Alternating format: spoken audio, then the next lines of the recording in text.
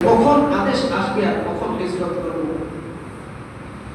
তো এই রাসূলের হিজরত সাহাবারা যখন মদিনায় চলে যাচ্ছে, মক্কার কাফের বেঈমানেরা তারা মনে মনে চিন্তা করতেছে যে সমস্ত সাহাবায়ে কেরাম যেহেতু চলে যাচ্ছেন, মুসলমান যেহেতু সব চলে যেতেছে, তাহলে মুহাম্মদ এক সময় কি করবে?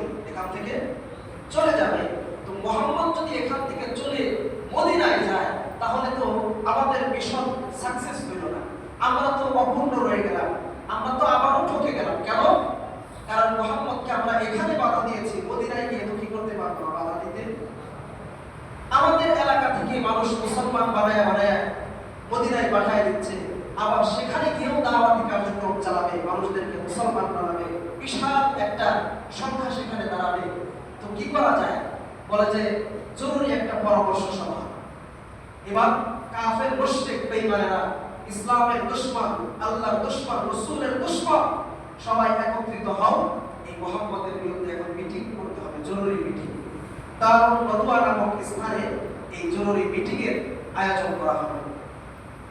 এই মিটিং এর আয়োজন, তো মিটিং এর মধ্যে মক্কার কাফেরদের এমন কোনো বুদ্ধিমান লোক নাই যারা উপস্থিত হয় নাই, সবাই উপস্থিত হয়েছে। কাফের মুশরিক শয়তান নজদ এলাকার পরিচয় দিয়েছে, নজদ এলাকার পরিচয় দিয়া মুরব্বী সাইজা কালো পোশাক পরিহিত অবস্থায় সেখানে কেউ উপস্থিত হয়েছে। শয়তান মুরব্বী সাইজা কালো পোশাক পরিহিত অবস্থায় সেখানে কেউ উপস্থিত।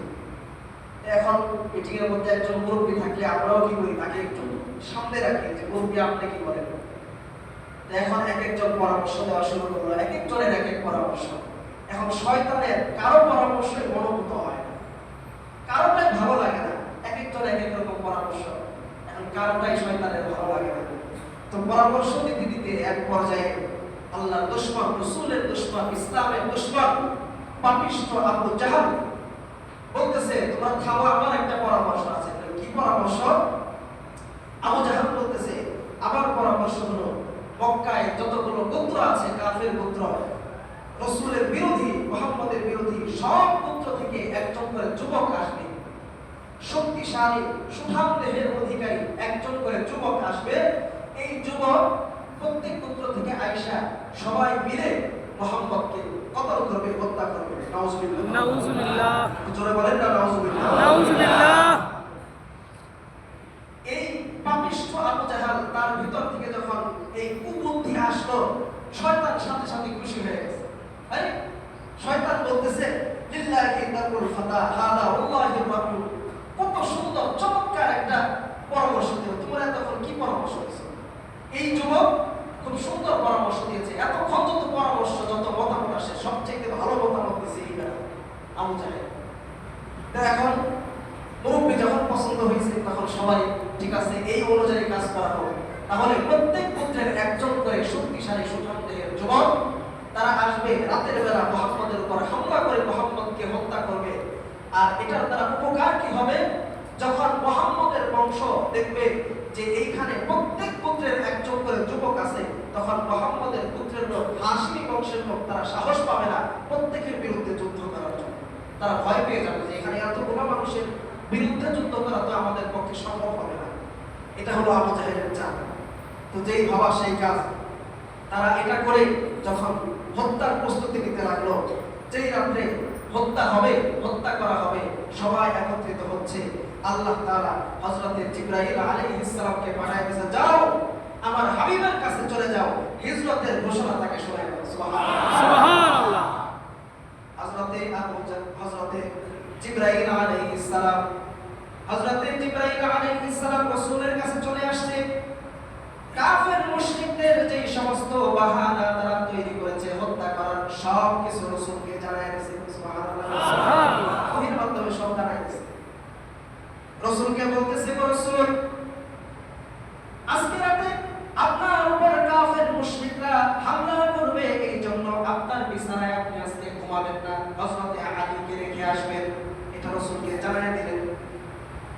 রাসূলুল্লাহ সাল্লাল্লাহু আলাইহি ওয়াসাল্লাম হযরতে আলীকে ডাকলেন। রাতের বেলা সমস্ত মুশরিক যুবকরা রাসূলের ঘরের চতুর্পাশে ঘেরাও দিয়ে ফেলছে, রাসূলকে হত্যা করবে।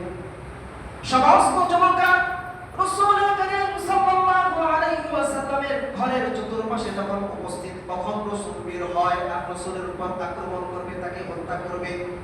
আমার রাসূল সাল্লাল্লাহু আলাইহি ওয়াসাল্লাম ঘরের ভিতরে রয়েছে। এখন কিভাবে বের হবে? আল্লাহ তাআলা বলতেছে, যাও বের হয়ে যাও। রাসূলুল্লাহ সাল্লাল্লাহু আলাইহি ওয়াসাল্লাম হাতের মধ্যে এক মুষ্টি পানি দিয়েছে। পানি দেওয়ার পর সূরা ইয়াসিনের 9 নং আয়াত তেলাওয়াত করতেছেন, ওয়াজআলনা মিন বাইনি আইদিহিম সাদ্দা ওয়া মিন খালফিহিম সাদ্দা ফাআগশাইনাহুম ফাহুম লা ইউবসিরুন। রাসূল কারীম সাল্লাল্লাহু আলাইহি ওয়াসাল্লাম সূরা ইয়াসিনের এই আয়াতটা পাঠ করে পানির মধ্যে ফু দিয়া ঘর থেকে বের হইছে। পাপিষ্ঠ কাফের দুনিয়ার সব দেখে কিন্তু আমার রাসূলকে দেখে না। সুবহানাল্লাহ, সুবহানাল্লাহ, সুবহানাল্লাহ। সব কিছু দেখে রাসূল নজরে পড়ে না। রাসূলুল্লাহ সাল্লাল্লাহু আলাইহি ওয়াসাল্লাম পানিগুলা প্রত্যেকের মাথার মধ্যে দিয়ে দিয়েছে। সুবহানাল্লাহ, সুবহানাল্লাহ। প্রত্যেকের মাথার মধ্যে দিয়ে পানি দিয়েছে, একজনও দেখে নাই রাসূল। ঘরের ভিতরে হযরতে আলী রাদিয়াল্লাহু তাআলা আনহুকে শোয়া দিয়ে আসছে। রাসূল বের হয়ে সাথে সাথে হযরতে আবু বকরের দরজায় গিয়ে যখন রাসূল নক করেছে, নক করতে দেরি হযরতে আবু বকর দরজা খুলতে দেরি করে না। সুবহানাল্লাহ। আরে আবু বকর ঘুমাও নাই? বলে রাসূল যেই দিন বলেছিলেন হিজরত করবেন, আপনার সঙ্গী হতে হবে হিজরতের রাতে, ওই দিন থেকে আমি আবু বকর প্রতিটা রাতে সব কিছু গুছাইয়া আরামের বিছানা ত্যাগ করে দরজার কাছে এসে দাঁড়ায় থাকি, কখন রাসূল আমাকে ডাকে। সুবহানাল্লাহ, সুবহানাল্লাহ। প্রত্যেকটা রাতে আমি দাঁড়ায় থাকি যে কখন রাসূল আমাকে ডাক দিবে, আবু বকর কোথাও বের হতে হবে, এইজন্য আমার সব কিছু আমি গুছাইয়া রাখছি। বলে ঠিক আছে, এইবার বের হও, গুছাও। বলে গোছানো আছে। বাহন রেডি করো। বলে তাও রেডি করা আছে।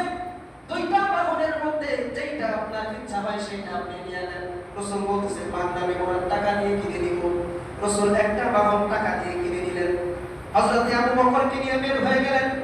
খুব চিন্তা, কাফের বেঈমানেরা কখন জানি টের পেয়ে যায় রাসূলকে নিয়ে আবু বকর বের হয়ে যাচ্ছে। গভীর রজনীতে রাসূল কারীম সাল্লাল্লাহু আলাইহি ওয়াসাল্লাম নবুয়তের 14তম বছর সফর মাসের 27 তারিখ গভীর রজনীতে বের হয়ে গেছে। মদিনা মক্কা থেকে 5 কিলোমিটার দূরে সেই সৌর পর্বতের চূড়ায় চলে গেছে। যাওয়ার সময় সঙ্গে কোনো সাহাবায়ে কেরাম নাই, শুধুমাত্র আবু বকর। ভয়ে ভয়ে চলতেছে। আবু বকর রাদিয়াল্লাহু তাআলা আনহু একবার রাসূলের সামনে যায়, আবার রাসূলের পিছনে আসে, আবার ডানে যায়, আবার বামে যায়। কে কখন কোথা থেকে রাসূলের গায়ে আক্রমণ করে। রাসূলুল্লাহ সাল্লাল্লাহু আলাইহি ওয়াসাল্লাম আবু বকরকে জিজ্ঞাসা করে, ইয়া আবু বকর মা লাকা তামশি সাআতান বাইনা ইয়াদাইয়া ওয়া সাআতান খালফি, কি ব্যাপার এমন করতেছো কেন? একবার সামনে একবার পিছনে, ডানে বামে কি শুরু করছো?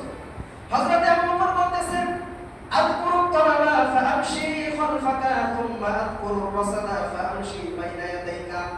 আমার ভয় হয় যখন আমি সামনের দিকে চলি, মনে হয় কোন কাফের বেঈমান বোধ পেতে বসে আছে আপনাকে আক্রমণ করার জন্য। এজন্য আমি আবু বকর, কেউ আপনার গায়ে টোকা দিবে, কেউ আপনার গায়ে আঘাত করবে, আমি আবু বকর দৌড়ে সামনে চলে যাই। আমার ভয় হয় পিছন দিক থেকে না জানি কাফের বেঈমান আপনার গায়ের মধ্যে টোকা দেয়, আপনাকে আক্রমণ করে আবার পিছনে চলে যায়। এই জন্য আমি আবু বকর, আমার গায়ে যতক্ষণ পর্যন্ত শক্তি আছে, আমি থাকতে আপনার গায়ে কেউ আঘাত করবে আমি আবু বকর বরদাস্ত করি না। এই জন্য আমি এমন করতেছি বাবা। রাসূল খুশি হয়ে গেছে, রাসূল খুশি হয়ে গেছে।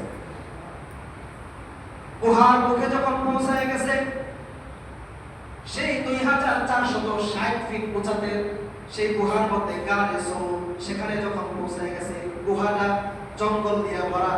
হযরতে আবু বকর বলতেছে, রাসূল আপনি দাঁড়ান, আমি আগে ঢুকি। আপনি দাঁড়ান, গুহার ভিতরে পোকামাকড় থাকতে পারে, বিষাক্ত জিনিস থাকতে পারে, আপনি একটু দাঁড়ান, আমি ভিতরটা ভালোভাবে দেখে আসি। এখনকার সময়ে নেতাদের সাথে যারা থাকে তারা করবে কি? আপনি আগে যান, আমরা যান থাকলে পিছনে আমরা আছি। কেউ কাউকে বাঁচাইতে রাজি না। কেমন রাসূল, কেমন সাহাবী। রাসূল আপনি দাঁড়ান, আমি আগে গুহার ভিতরে প্রবেশ করি, দেখি কিছু আছে কিনা। একবার ভেঙে গুহাটাকে পরিষ্কার করছে, বের হয়ে বলতেছে, চলেন রাসূল এবার ভিতরে যাই। সাথে সাথে মনে পড়ছে একটা তো গর্ত রয়ে গেছে, যে এটা আমি আটকাই নাই। বলে রাসূল আপনি আরেকটু দাঁড়ান, আমি আরেকবার যাই। সেই গর্তটা আটকায় গেছে। এইবার রাসূলকে নিয়ে গর্তের ভিতরে প্রবেশ করে সেইখানে অবস্থান করতে লাগলেন।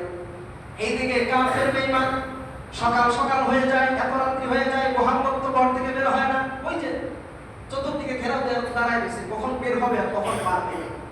হঠাৎ করে দেখে ঘর থেকে বের হয়েছে হযরত আলী। সুবহানাল্লাহ। মুহাম্মদ কোথায়? মুহাম্মদ সাল্লাল্লাহু আলাইহি ওয়াসাল্লাম।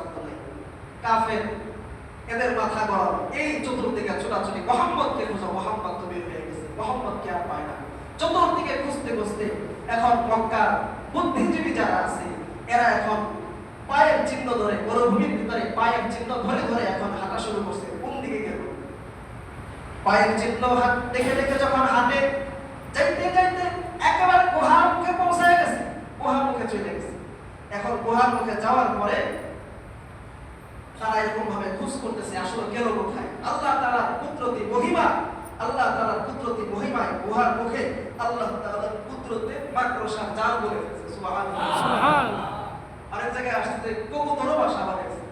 এখন মাকড়সার জাল এটা ভেঙে যখন কেউ ভিতরে ঢুকে তখন বোঝাই যায় যে এখানে মাকড়সার জাল ভেঙে গেছে। এটার ভিতরে যেহেতু মাকড়সার জাল অক্ষুণ্ণ আছে, সুন্দর আছে, তার মানে এটার ভিতরে কেউ নাই। হযরত আবু বকর রাদিয়াল্লাহু তাআলা খুব ভয় পাইতেছে। হযরত আবু বকর বলতেছে, লাউ আন্না আহাদাকুম নাযারা তাহতা কদামাইহি লা আনসুরনা লা ইয়াবসুরনা। হযরত আবু বকর বলতেছে, ও রাসূল, তারা যেখানে দাঁড়ায় আছে যদি পায়ের দিক থেকে একটু নিচের দিকে উকি দেয় তাহলে তো দেখবে। পায়ের দিক থেকে খালি একটু কি করবে? নজর দিবে, তাইলে আমাদেরকে দেখবে। কিন্তু আল্লাহর কুদরতে এই কাফের বেঈমানদের মাথায় একবার ধরলো না যে গুহার দিকে একটু কি দিই, একটু উকি দিয়ে দেখি। তারা বলতেছে এখানে মাকড়সার জাল যেহেতু আছে তার মানে এখানে কোনো মানুষ ঢুকে নাই, চলো এখান থেকে চলে যাই। আল্লাহর রাসূল সাল্লাল্লাহু আলাইহি ওয়াসাল্লাম আবু বকরকে ডাক দিয়ে বলছে, শোনো শোনো আবু বকর, মা যন্নুকা ইয়া আবু বকর বিইসনাইনি আল্লাহু সালিসুহুমা। ও আবু বকর, তোমার কি ধারণা যেখানে দুইজন মানুষ আছে, যেখানে দুইজন মানুষ আছে সেইখানে আরেকজন তৃতীয়জন হলো আল্লাহ, সেখানে কি কোনো বিপদ হতে পারে কিনা তোমার কি ধারণা? সুবহানাল্লাহ, সুবহানাল্লাহ। আরে আমি আর তুমি দুইজন আছি, আল্লাহু সালিসুহুমা, আমরা দুইজন আছি, ব্যাপারটা এমন নয়, আমাদের সাথে আরেকজন আছে, সালিসুহুমা আল্লাহ, তৃতীয়জন হলো আল্লাহ। সুবহানাল্লাহ, সুবহানাল্লাহ। সাথে সাথে আল্লাহ তাআলা আয়াত নাযিল করে দিলেন সূরা তাওবা, ইল্লা তানসুরুহু ফাকাদ নাসারাহুল্লাহু ইয আখরাজাহুল্লাযীনা কাফারু তানিয়াতাইনি ইয হুমা ফিল গার। আল্লাহ তাআলা বলতেছেন, তোমরা যদি রাসূলকে সাহায্য না করো তাহলে আল্লাহ তাআলা সাহায্য করবে। আল্লাহ তাআলা সাহায্য করেছেন যখন নাকি রাসূলুল্লাহ সাল্লাল্লাহু আলাইহি ওয়াসাল্লাম তার সাথীকে নিয়ে ইয হুমা ফিল গার, গুহার মধ্যে ঢুকেছেন। إذ يقول لصاحبه لا تحزن إن الله معنا। যখন আবু বকর ভয় পায় তখন রাসূল বলে, লা তাহজান, ভয় পেও না, ইন্নাল্লাহা মা'ানা, আল্লাহ তাআলা আমার এবং তোমার সাথে রয়েছে। সুবহানাল্লাহ, ভয়ের কারণ নাই, আমার এবং তোমার সাথে আল্লাহ আছে। আল্লাহ তাআলা বলতেছে, ফাআনজালাল্লাহু সাকিনাতাহু আলাইহি ওয়া আইয়াদাহু বিজুনুদিন লাম তারাহা।